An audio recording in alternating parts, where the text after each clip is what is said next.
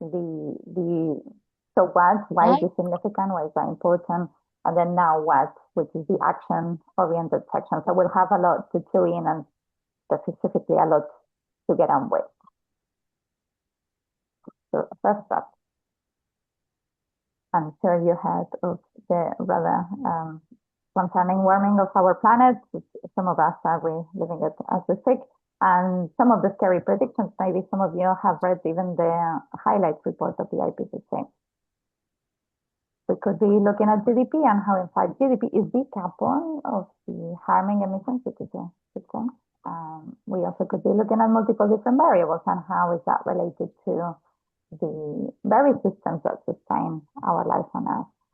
What I don't want to do is increase the overload or the overwhelm. I really want to bring it down to Earth. And what we have with sustainability is a really big feedback delay. And we know how that works. Like the longer we live to find out if we're going in the right direction, the harder it is, the costlier it is. So just to paint a picture, if we had a magic switch right now to turn all the emissions off, it will take decades, if not centuries, to see what we have already emitted into the atmosphere. So as project professionals, I think we have some questions to ask ourselves. Question of how would we see it ourselves? And either raise your hand or put it in the chat. This is a question for you. How many of you are working somehow related into our food system?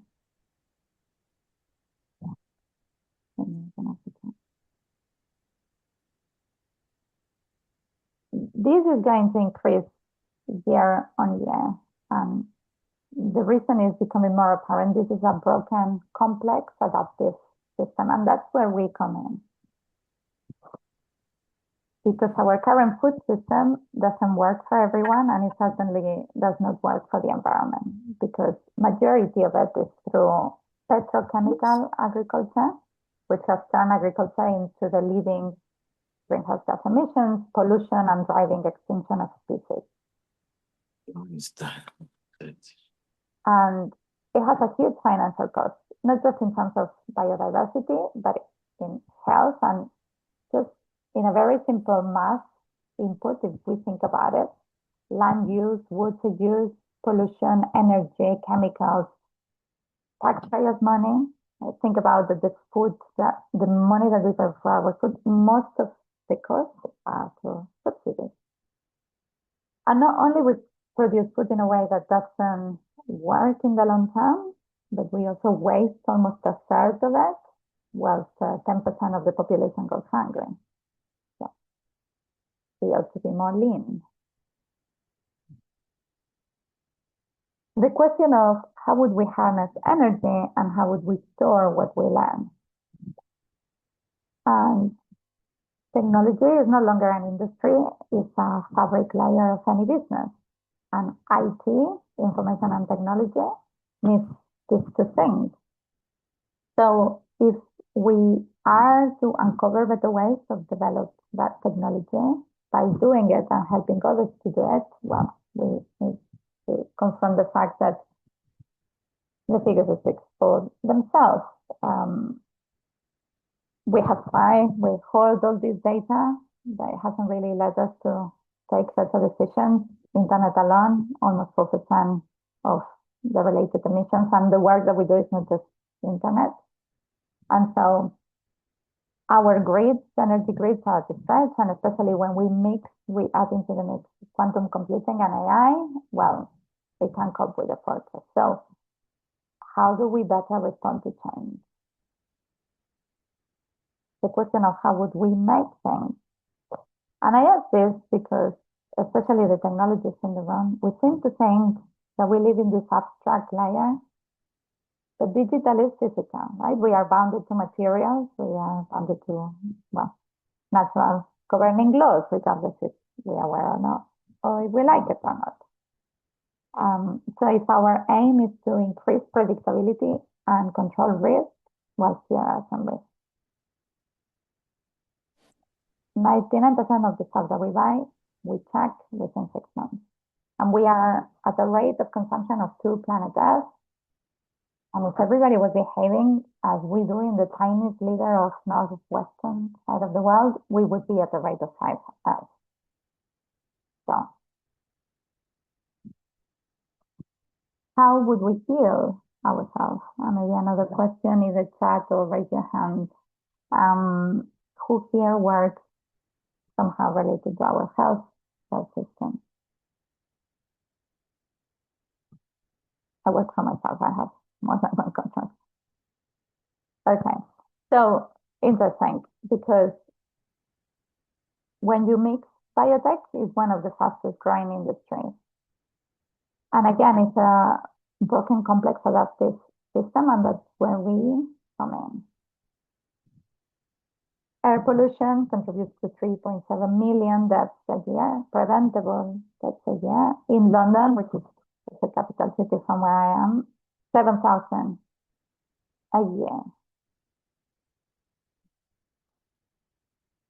And it's not just pollution, but we know that weather changes have a direct health implications and fluctuation of diseases. So as practitioners, how can we help in such a interdependent, complex industry that has huge stresses and demands? System thinking? Anyone? How's it sound for everybody else? Barbara, Vishal, Nadia, Zacharias, Francesca, can you hear me all right?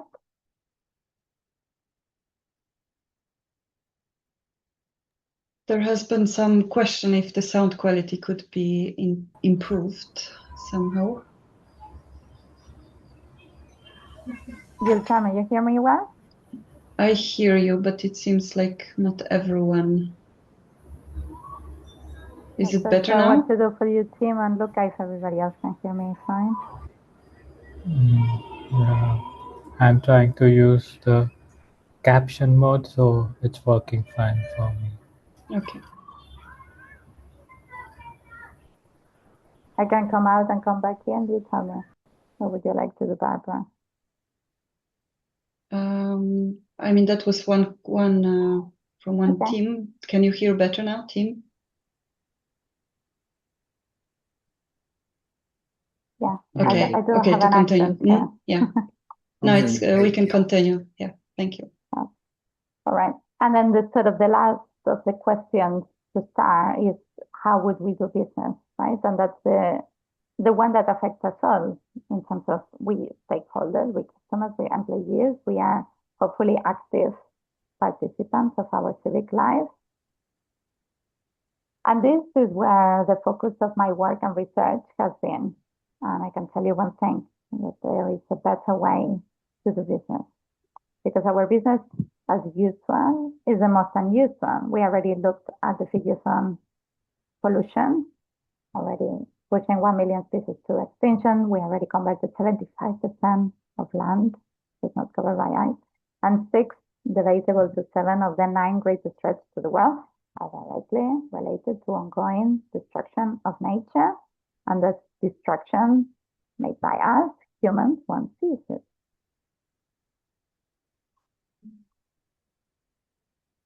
All right, so I'll pause after some of this heavy content. What is one thing that is becoming more clear for you? And how is that related to your work?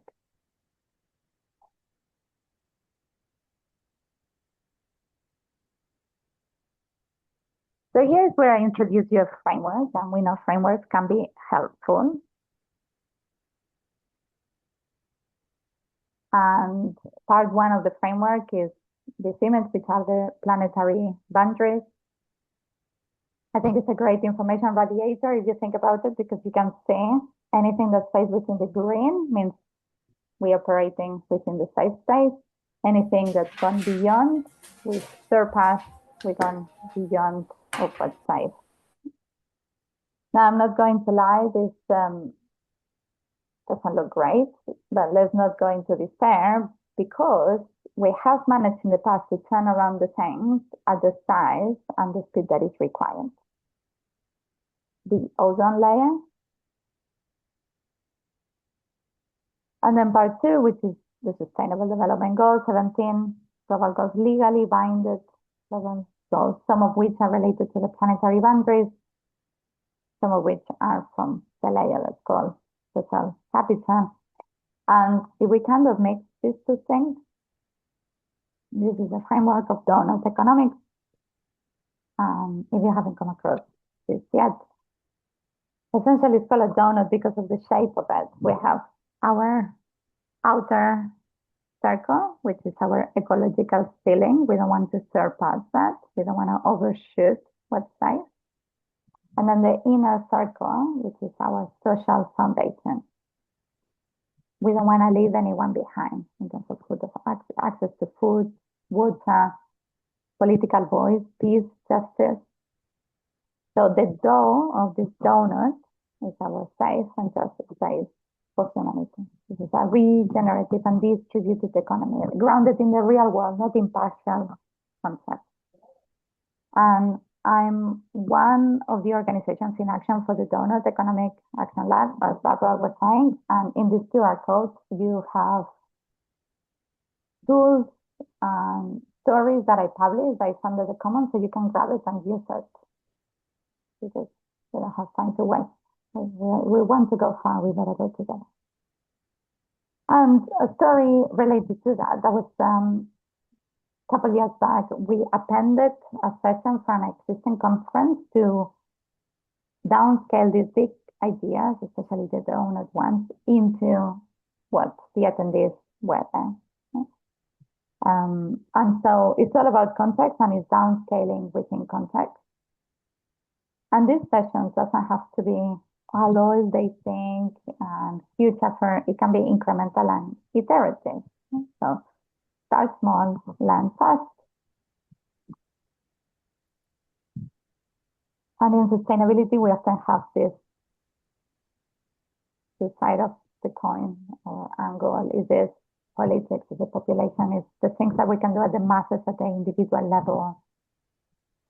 The politics, and we know policies and laws have loopholes. And so for me, what's becoming more apparent is bang in the middle, we have a structure to tap into, and that's organization. Because if you think about it, we have 249 country codes versus 333 million registered companies, right? So that can give us a speed, a size. This is a structure that can turn things in a positive way at the speed that we win.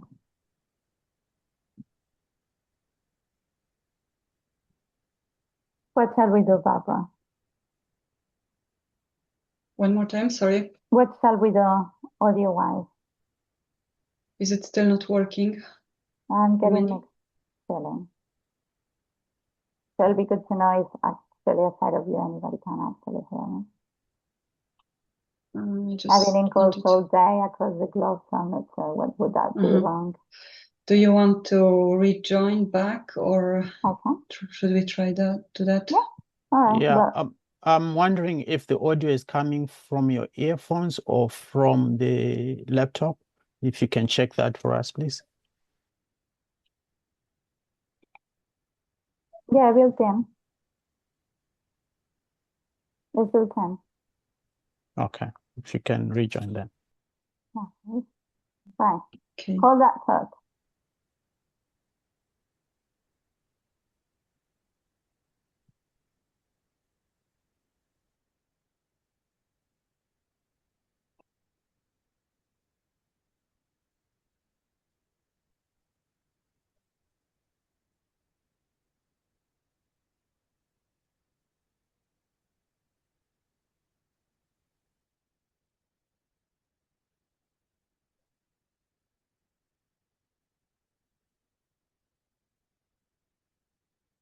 Okay. How's that? I can't hear you. I would prefer to hear the noise on your background other than not hearing you. Sorry. If you can put off the earphone, maybe it would be better if you want, if you can try for or you can't for privacy reason. I don't know. I'm not sure what's the question, Luca, because you can't If hear I- me. Would I- you rather me trying with the laptop mic? that was my understanding. Not sure if that will help, but we could try. I'll try to rejoin then.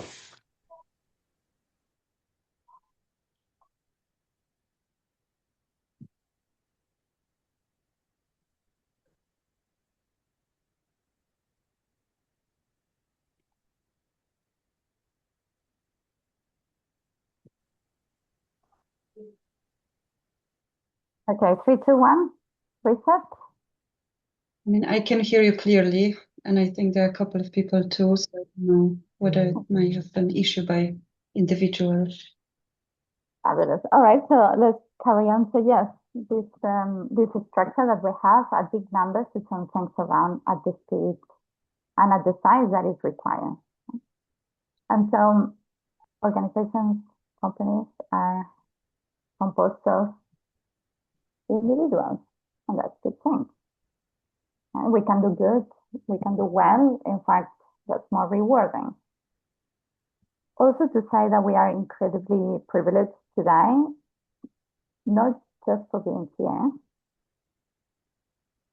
but also in the work that we do, we have access and we have ease. And with that, I mean that we have access to key areas of the organization and ease in terms of skill tools already our under belt. So I do argue that it's our responsibility. So I went on this quest back in 2019 to really all started to make my own company person. So if I could make my one person LTD company sustainable by default within the fabric layer, then I will be able to downscale, side scale to others, right beyond. What happens to that journey is that I'm not going to lie, at times was a bit difficult because the narratives and the operations were quite dissonant. Greenwashing. And that's really where sustainable, happy profit came to life, right? For me to be able to share those learnings, the specifics, the mechanisms, the patterns that I did find that did work beyond one customer, one person, one talk at the time. We can do better, and it's really up to us. So what I want to take you through is 3 industries, examples from that quest. So this is an energy company, Danish energy provider, and they managed to turn around their figures within 10 years to provide 85% renewable. Already providing almost 10 million people with energy with an aim of projected 50 million by 2030, that's 4 more years. And already increase of profit. And this is not small operations. What they did was anchor. They anchor so they could change course. And one of the things that they did, I think we can apply in our work, is an asset inventory list. And they took every end of life as an opportunity to put their money where their mouth was. So really valuing, adapting to change. This is servicing companies, so we look at utilities. This is financial services. They just speak for themselves. What are called ethical portfolios perform better. Imagine a world where we have only ethical portfolios, or ethical portfolios by default. That's subject for another time. And what I wanted to highlight for them, what became very clear, yes, to halve emissions, because if you remember with the Sustainable Development Goals, we all are to halve our emissions by 2030. That's 4 years to go. And when I say we all countries, all companies, all departments, all projects, all households, or weekend activities, right? Half our emissions. And yet, also for them became apparent that where they could have the biggest impact was finding niche funding. No, not yet. I have not yet taken Pareto. And also they did a lot of partnerships, including one with the WWF that had more than 150 organizations. Can you imagine the portfolio management of that? That would have been fun. But really what this brings to me is this idea that yes, customer collaborations, but whole value chain collaboration. I mean, what a lever that can be. Sustainable Development Goal 17 is partnership for the goals, right? We don't want to go far. We better go together. And this is an example of a manufacturing company, and they not only managed to reduce their absolute emissions by 70%, but also they created this framework and supported employees in line with it to be problem solvers, because we know as project managers, sometimes the answers come closest from the problem. And you've seen some of the level of operations. It is a huge organization. And I'm sure here in the room, we have many stories when we, in fact, value more individuals and interactions than this process and things.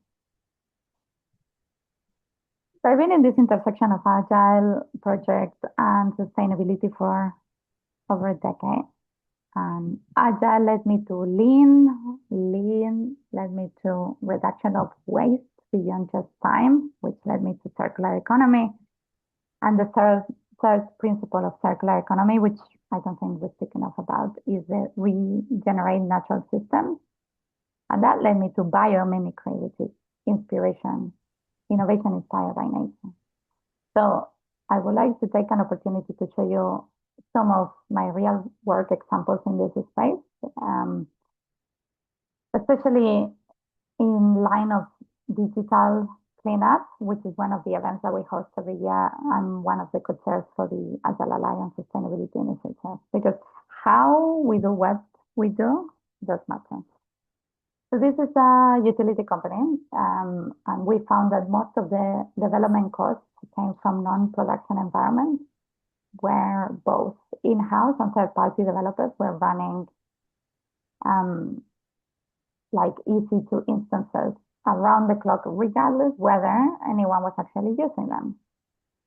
So they developed a AWS instance scheduler to sort of stop and start instances automatically based on the team's work schedule.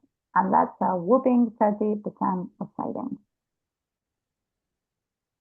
An example of industrial with few hundred employees running sensor logs, QA records, equipment, telemetry from the factory floor, estimated 50% of what's called dark data. In general, not sure if you have come across with the term of ROT, which is redundant, obsolete, and trivial, of data could be as high as 33%. And only on S3 standard storage in the EU West, the savings of over 15,000 pounds typically.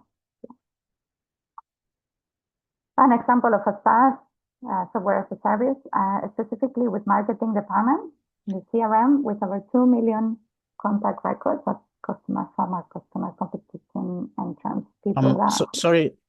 Sorry, I think you seem to be dropping in and out your audio. I'm wondering, this could be, if that could be your network? No. I'm wondering.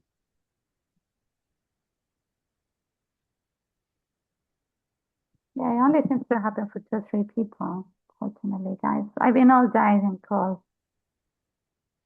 Would you like me to record elsewhere and we send the rest somehow else? Okay. You can continue. Can I make a quick suggestion? It's Merv here, but I'm finding that the captions is really useful. If people have got a device where they can turn captions on, it is helping to mitigate this problem. So that would be my recommendation.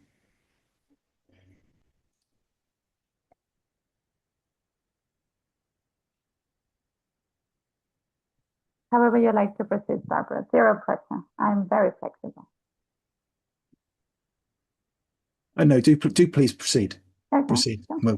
Yeah, that's fine. All right. So these software companies, especially, we were looking with the marketing department, like holding all these records of who knows. Sometimes someone who even unsubscribed and never got deleted. And it's really hard to convince these teams to let go. And I can tell you, I come from communications background, but with 20 to 30% of the email addresses that become inactive or invalid every year, this is not just cost of your storage, but also on your IP and domain reputation, because it's affecting deliverability if you send to emails that can get through. And for this example of this company, they managed to clear up records and logins for almost 500,000 records. And that's just, again, not data, not just deliverability and reputation, but it's also risk management. Like, think of security and cyber. We need to tighten up a lot of our processes and systems. Okay, so hopefully by now I convinced you to come in this quest with me. But you are going to face resistance. So what I want is to equip you how to fight some of the most common myths. First myth is like, well, yeah, well, all I'm good people don't really care. Well, people do care. Right? 64% of millennials, which then are going to make up, well, we have already make up 75% of the workforce, will refuse to work for a company without CSR, right? CSR is a really old concept from my uni days million years ago. That's coming back, corporate social responsibility. Or customers are willing to pay more, or investors are eager to find this ethical portfolio. And for the ones that read and remember the About section of the Agile Manifesto, building the type of organizational communities that we want to be part of, we want to work for. The excuse or the myths of, oh, it's too expensive, which can come in many flavors, like not having funds or allocated budget or the like excuses. But let's look at it, because renewables is official, they're cheaper. And it's not only when we do comparison of kilowatt hours, but also the long-term cost, maintenance, extraction cost, transportation. Many of the things, again, we pay it with our taxes. So that's energy. But if we look at materials, we've seen some of the figures. So 90% of materials in our products are wasted. Like, imagine if we keep them within the value stream and or don't put them there to start with. And there's specifically one fact that really stood with me, that is that there is more gold in e-waste, so stuff like this we no longer use, more gold in e-waste than left on the ground. I mean, what are we doing? And then the concept of regeneration, right? Leaving the place in a better state. We looked at the food system, so regenerative agriculture not only reduces the greenhouse gas emissions, removes carbon, or like stores in the ground, increases biodiversity, cleans the air, the water, passive cooling, which some of us will be happy with today. Also increase yield and has more resilience, because if something happens with your crop here, you can still feed your nation. So these are big questions that need project professionals to help with. So really harnessing change for competitive advantage. The myth of where we bounded to political and market systems, or it may come with a flavor of there's no point to do anything, I don't have enough influence. The political systems respond to people. And through history, we have examples of successfully overcome at extraordinary odds and achieve political change. Let's be reminded, we've done it in the past, we can do it now. And the myth of like, yeah, but what about growth and profit? Well, what about that? Because floods, and these are figures from 19, in the Midwest in the US, between 50 to 60 million in the first quarter of the year, literally down the drain. And for every 1% increase of severe rainfall, GDP falls 2%. So that's water. But let's look at fire. And again, figures here from 17 and 18, but we've seen these things close enough, often enough. Right? Fires wiped out a quarter century profits from the insurance industry. And we know some places are now what's called uninsurable. And across the year, around 1% of GDP literally goes up in flames. And then shortages. I think it's more obvious, our weaker and weaker value chain, conflict, wars, epidemics, supply logistics. I have here Panama Canal, but we're drilling another one. We are living another one. And some examples of companies that literally had to shut because they didn't have parts. So what about responding to change? Because if at regular intervals, we ought to reflect of how to become more effective and then tune and adjust accordingly while we're missing part of the picture. And then the myth of like, oh, this is too complex. Well, it's too complex. We're talking about the biosphere. Right? We live within the biosphere. We don't live on the planet. But just by achieving the Sustainable Development Goals, there are 12 trillion up for grabs. And so if our highest priority is to satisfy the customer through early and continuous delivery of value, well, this is what's up for grabs. And I wanted to bring this carbon tunnel vision concept to you because it's a great visual to depict that this is where we are. Yes, we ought to halve our emission. We ought to tackle our carbon emissions. But it's very easy when you're looking at the challenge to look at it in a very narrow way. And especially when you start accounting for your whole value chain, it's very easy to fall into complacency. And so the golden rule here is that if it's too good to be true, it probably is. And the organization here on the right-hand side, the Stop the Traffic that I support, the whole mission is prevention of human trafficking and modern slavery. And this is closer than you think. It's modern slavery and human trafficking is in our food chain. It's in our energy, materials, devices, stuff that we use, clothes that we wear in our healthcare system. Okay. Let's take a minute. Question for you. What is becoming more apparent? And how is that related to your work?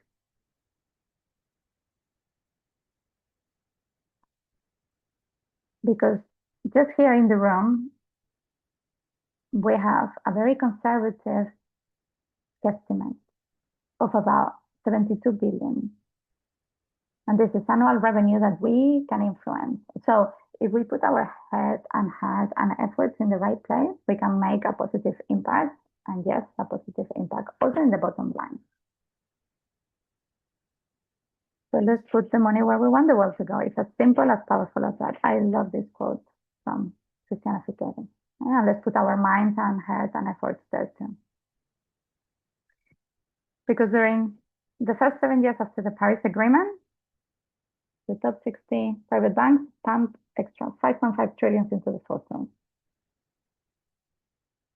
You can use organizations like Bank.Green to find out how are your banks performing. Like I personally move my personal bank, my household bank, my company bank. So check it out. And if you don't like what you see, change it. You may not be able to change your organization bank, but you will have figures to be able to try to influence. Then the pensions, let's not forget, pensions are money. In the UK, every 10 pounds you put to your pension, at least 2 are directly linked with deforestation. Worried to find out where the other 8 pounds go to some of the horrid industries, so-called industries. Because tap into Make My Money Matter, you have a really nice template you can ask your pension provider. When we think about retirement, we don't think our retirement money going into financing certain things. So you can ask them. It's very easy. Take a minute and ask them to start putting your pension money into some of this horrid industry. And then insurance. Insurance is also money. So let's find those ethical portfolios. So that's your homework. Also, I wanted to take the opportunity to talk about circular economy. I'm a circular economy professional from Cambridge University, and I find that it's a very good concept to help in the translation of these big ideas into tangibility of our products and services. And really, in essence, it's moving us away from take, make, waste way of behavior. So take things from Earth, make things with it, and then waste it into a much more circular. We want those 90% of material keeping into our loops. The three main principles of circular economy is keeping products and materials in use for as long as possible. This image is what's called the butterfly diagram. And what you see on the manufacturing side, I don't know, would that be your right? Yeah, it's my right too. There are many things that we can do to keep those products and materials in use. And you can see that recycling is at the very end.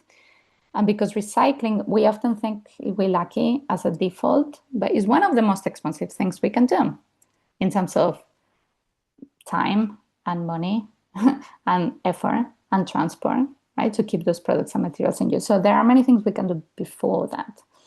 And then on the left-hand side, what you have is what's called the biological wing of the butterfly.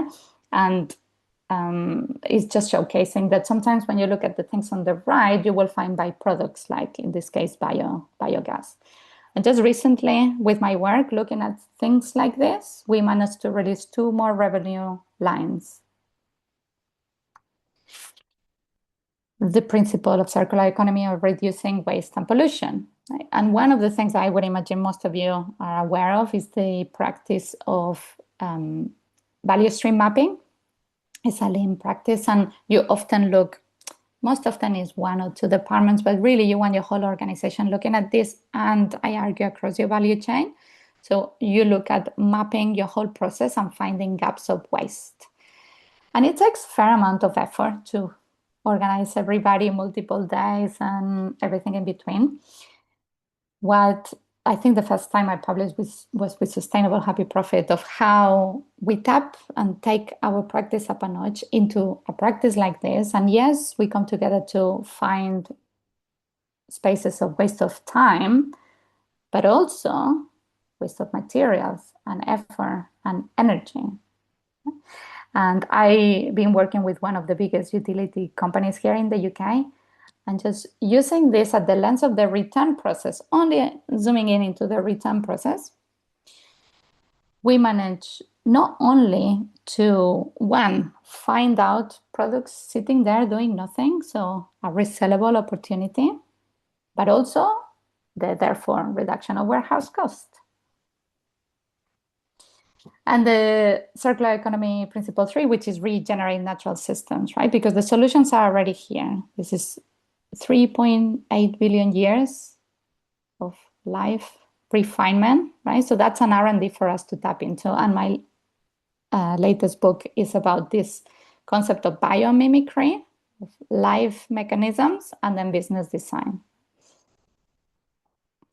So remember, our privilege is access. So where do you want the world to go? How do you want to be part of it?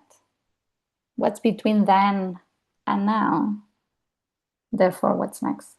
So at Lightning Speed, if you haven't checked it out, please head over the Agile Sustainability Manifesto. You can put your name on it, but most importantly, leverage these things for the many decisions we take every day.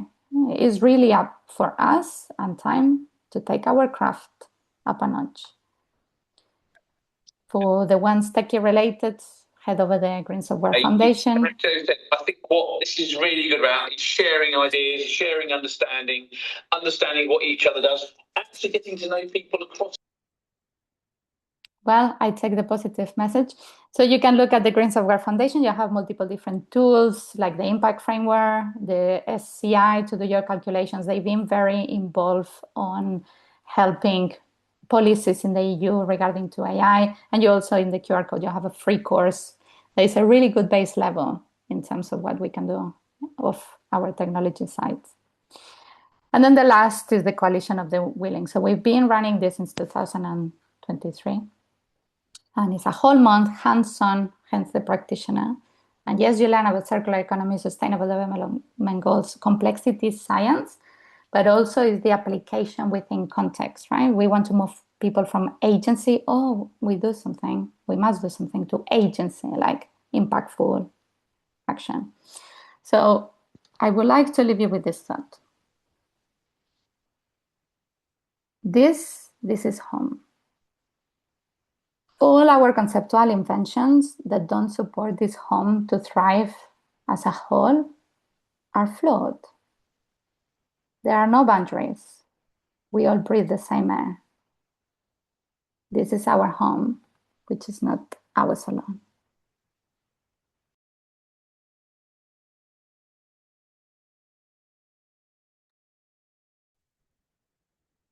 So thank you, Ines. We reached the time.